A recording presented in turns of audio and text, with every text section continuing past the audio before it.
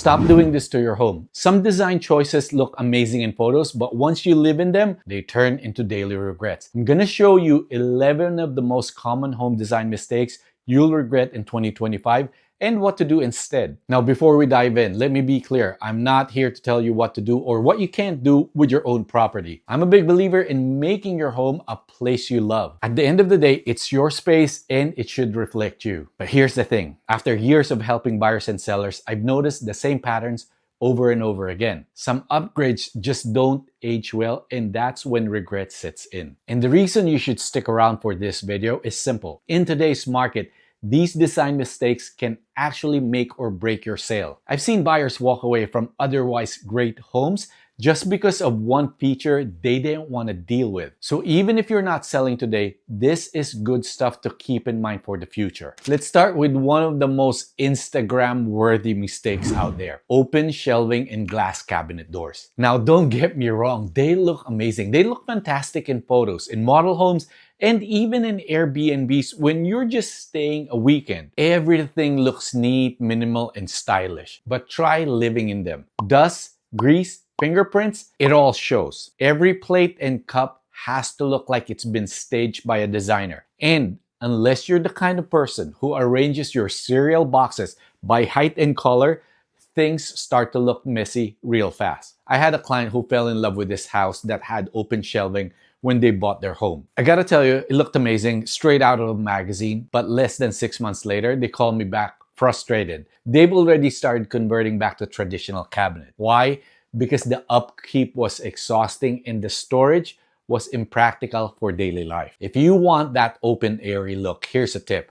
Use one small section of open shelving or maybe a frosted single glass cabinet for display pieces, but keep the bulk of your kitchen closed and practical. Trust me, your future self will thank you. Okay, moving on to mistake number 2. Open floor plans are still hugely popular, but the trend has gone completely overboard. I'm seeing brand new homes where you walk in the front door and you can literally see everything at once: kitchen, dining, living, sometimes even all the way to the backyard. Now, in big luxury homes with lots of square footage, this can work beautifully because there's still that space and separation. But in smaller, more modest homes, it feels chaotic. It's like standing in a fishbowl. There's no privacy, no quiet, no ability to hide the mess from, one room to another. I've had buyers tell me straight up that they couldn't imagine living with that much openness, especially families with kids, people working from home, or just anyone that values privacy. The key here is balance. An open kitchen flowing into the family room, that's great. But not every single wall in the house needs to come down. Sometimes a little division actually makes a space feel more functional and less overwhelming. Next up, mistake number 3, converting garages and ADUs. And this one always stirs up debate. Sure, the idea of creating extra living space sounds amazing, but sometimes you end up sacrificing something that buyers value even more. I get it. That extra family room, gym, or play space is tempting. On paper, it looks like you're gaining square footage without building an addition. But in reality, you're usually losing something far more valuable: secure parking and storage. I can't tell you how many buyers I've worked with who flat out refuse to even look at homes without garages. For them, a garage isn't optional, it's essential. It's where they park their cars, store their tools, keep their bikes, seasonal decorations, or just have extra room for hobbies. And even when a garage conversion is done really well, it often still feels like a converted garage. The floor doesn't quite match, the insulation is different, and the space rarely flows, with the rest of the house. And here's where it gets a little controversial. ADUs. Now, don't get me wrong, when they're thoughtfully designed, ADUs can add real value and flexibility, but not all ADUs are a win. I've seen plenty that feel completely out of place. Sometimes they eat up the entire backyard, or they're tucked in so awkwardly that the yard it just suddenly feels cramped and unusable. Instead of gaining bonus space, the homeowner ends up losing the very thing that made the property attractive in the first place: an open outdoor living space. So whether it's a garage conversion or squeezing in an ADU, the lesson is the same. Don't just think about the square footage you're adding. Think about the function and balance of the entire property. Because when it comes time to sell, most buyers are looking for storage, parking, and usable yard space just as much as, and even if not more, than that extra bonus room. Mistake number 4. Freestanding tubs and those big statement tubs in the middle of a bathroom are one of those features that, again, they look amazing in magazines or model homes. They scream luxury, but in real life, they're often more trouble than they're worth. First, they take up a ton of space if you don't have a truly oversized bathroom. That tub becomes a giant obstacle in the middle of the room. They're also not as practical as they look. Getting in and out of them it can be awkward, especially for kids or older family members. And the cleaning around and behind one, let's just say you'll regret after just for a few months. And then there's the dedicated jacuzzi tubs. They were all the rage for a while, but I can't tell you how many times I've heard homeowners admit that they turned it into glorified, laundry hampers. The jets get dirty, the motors get loud, and most families simply don't have time to sit and just run the spa every night. If you really want that spa-like feeling, a deep soaking tub or even a modern shower system with steam features is usually a better investment. You'll use it more often, it's easier to maintain, and it won't eat up all your bathroom square footage. Next up is mistake number 5. Marble countertops, and this one, again, might be a little bit controversial. I also have to admit I didn't fully appreciate it myself until we remodeled our kitchen. They're gorgeous, no doubt about it. But let's be honest about what it's like to actually live with them. Marble is one of those materials that looks timeless and luxurious. The veining, the natural variation, it's beautiful, no question. But marble in the kitchen is like being in a high maintenance relationship. It requires constant attention, and one slip up can leave a permanent mark. I've seen several homes through the years, marble islands ruined by something as simple as a glass of red wine left overnight. I've seen lemon juice etching, in the surface with scratches from cutting on it directly, or even olive oil soaking in it. They all leave permanent stains. So unless you're willing to baby your counters every single day, marble starts to look worn and tired quickly. That's why a lot of my clients end up regretting it. They love the showroom look, but the reality of everyday cooking, kids, dinner, parties, or even just rushing through breakfast turned it into a source of stress instead of joy. If you love the look of marble, a smarter option is quartz with marble patterns. It gives you the veining and elegance without the headaches. Modern quartz is incredibly durable, stain resistant, and almost maintenance-free. You get the beauty without the constant worrying about the stains and scratches. Moving on to mistake number 6, home theater rooms. They were all the rage in the 90s and up to the early 2000s, but let's talk about why they don't really make sense for most families anymore. A couple of years ago, I sold a house that was absolutely gorgeous. One of its biggest features was a home theater addition. Let me be clear, this wasn't some awkward DIY setup. The addition itself was flawless. It flowed with the house. It didn't feel out of place, and it looked impressive. But here's the kicker. During the open house, every single comment I heard from buyers was about how they can convert that theater room into something else. The most common idea, another bedroom or a full guest suite with its own bathroom, because the space was huge. And that's the problem with dedicated home theaters today. Back in the 90s and early 2000s, they were the status symbol. People don't want to trek into a dark, isolated room just to watch a movie. Most families would rather sprawl out into a living room where it feels comfortable and connected to the rest of the house. So if you're thinking about a big theater build, consider flexibility instead. A multi-purpose media room, bonus room, or a lounge can still feel special, but it won't lock you into your space that buyers immediately see as something they'll need to change. Hey, quick pause before we jump back to mistake number 7. If you're finding this helpful, make sure to hit that like button and subscribe. I post videos every week about real estate trends, design tips, and what actually adds value to your home here in the Bay Area and beyond. Again, thanks for watching. And drop a comment below. What's the one feature in your house you love or maybe secretly regret? I'd love to hear your stories. All right, let's get back to it. Mistake number 7. Outdoor kitchens. Again, this is one of those, they sound luxurious, but in real life, they often end up being more maintenance than enjoyment. Outdoor kitchens are one of those upgrades that feel exciting at first. Built-in grills, refrigerators, even dishwashers. It all sounds like, backyard luxury. And for the first couple of years, maybe even just months, most people do use them. But here's what I've seen again and again. The novelty wears off and the problems start piling up. Because it's outside, everything ages faster. Rusting, fading, weather damage, critters chewing on wires, cobwebs, even animals nesting inside the cabinets.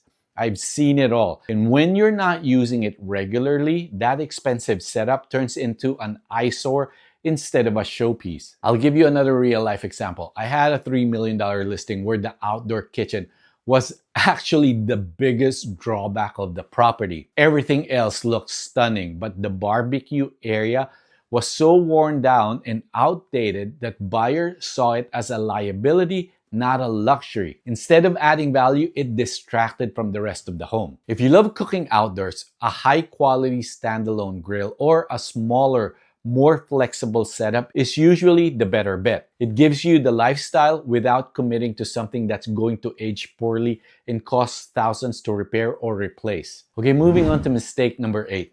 Oversized or poorly designed kitchen islands. They seem like a dream, but they can quickly turn into a daily frustration. A properly sized island can transform a kitchen. It gives you storage, extra seating, and a great workspace. But the key word here is properly sized. Too big and the island turns into an obstacle course.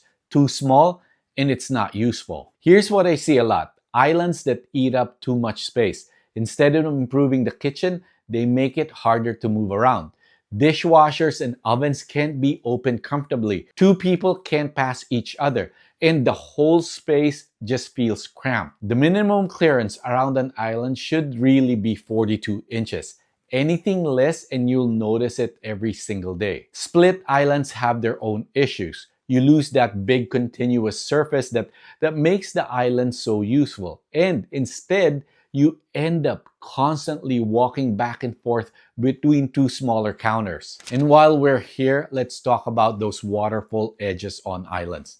Again, they look stunning in showrooms, but they're one of those details that don't always live well. They chip easily from stools, from shoes, and make it harder to tuck bar stools underneath comfortably. And the fabrication can cost thousands more. If the overall design doesn't support it, a waterfall edge can feel more like an expensive liability than a luxury feature. So the bottom line, your island should make your cooking and entertaining easier, not harder.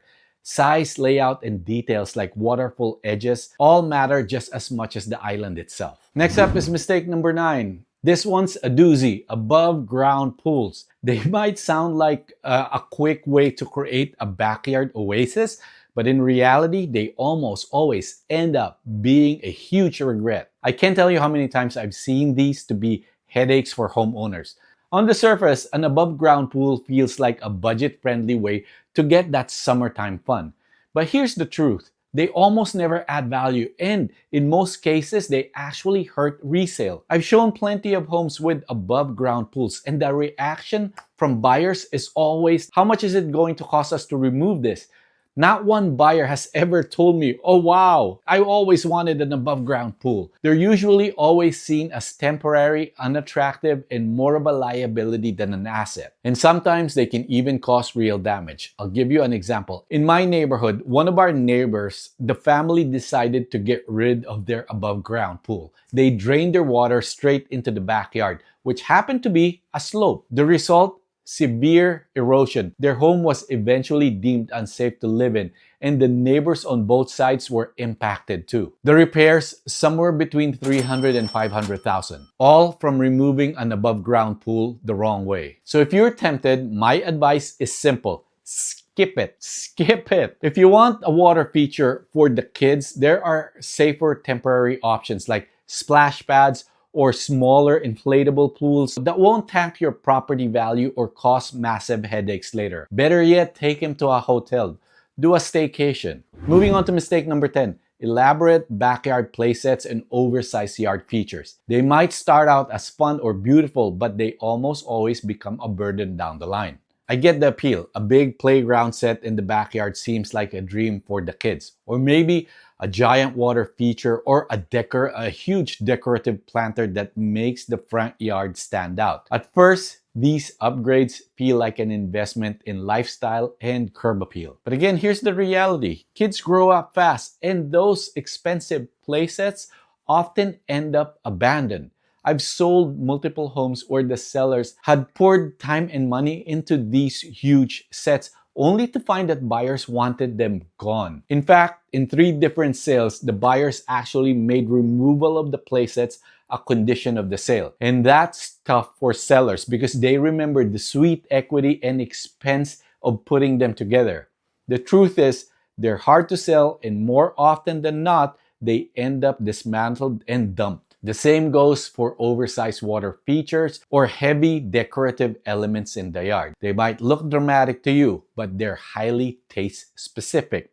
I sold one home years ago where the fountain front yard was literally twice my height. The sellers loved them, but when it came time to move, hauling it across state lines wasn't practical. The new owners didn't want it either, so it had to be removed. So the lesson here, keep outdoor upgrades flexible and manageable. Install temporary play structures, smaller water features, or portable decor pieces that lets you enjoy your yard now without, saddling yourself or future buyer with something oversized and immovable later. Moving on to mistake number 11, over customization. It's tempting to tailor your home exactly to your taste, but it can backfire in a big way when it's time to sell. Again, don't get me wrong. I'm a big believer in making your home reflect your lifestyle. You should absolutely enjoy your space you live in. But I've also seen how going too far can come back and haunt homeowners when it's time to sell. Here's a good example. I had clients who bought a 3-bedroom, 2-bath home. The wife wanted to combine the primary bedroom with the one next to it to create a massive luxury primary suite with walk-in closets. And yes, it sounded amazing. Who wouldn't want a bigger bedroom and bathroom and, a huge walk-in closet? But here's the problem. By removing that extra bedroom, the house value dropped in the eyes of future buyers. Bedroom count is one of the biggest drivers of resale value. Families shopping in that neighborhood wanted 3 bedrooms, not 2. Even if you can technically reverse the change, buyers don't want to see a project. They want a move-in ready home. What my clients did instead was brilliant. They kept the rooms separate but used the spare bedroom as a wardrobe room. They added cabinets and customized it into a gorgeous, walk-in closet. And here's the best part. When it came time to sell, the buyers loved it. They could either keep the setup or remove it in a weekend with nothing more than a screwdriver and some touch-up paint. That's the key lesson here. Make upgrades that can easily be reversed or won't drastically alter the home's layout. Knock down walls permanently, remove bedrooms, or install hyper-specific features, and you're limiting your pool of buyers. Keep it flexible and you'll enjoy your home now without hurting its future value. So those are the 11 home mistakes I see homeowners regret most. At the end of the day, your home should reflect your lifestyle, but if you're planning to sell, these choices can absolutely make or break your sale. Features that feel exciting now can turn into red flags later when buyers see them as projects instead of perks. Hey, if you found this video helpful, hit that like button and subscribe for more real estate tips and Bay Area market insights. And I'd love to hear from you. What's the strangest and most regrettable feature you've seen in a home? Drop it in the comment section below. Hey, I'm Mac Rogers. I keep tabs on the Bay Area real estate market and neighborhood trends so you don't have to. I'll see you on the next video.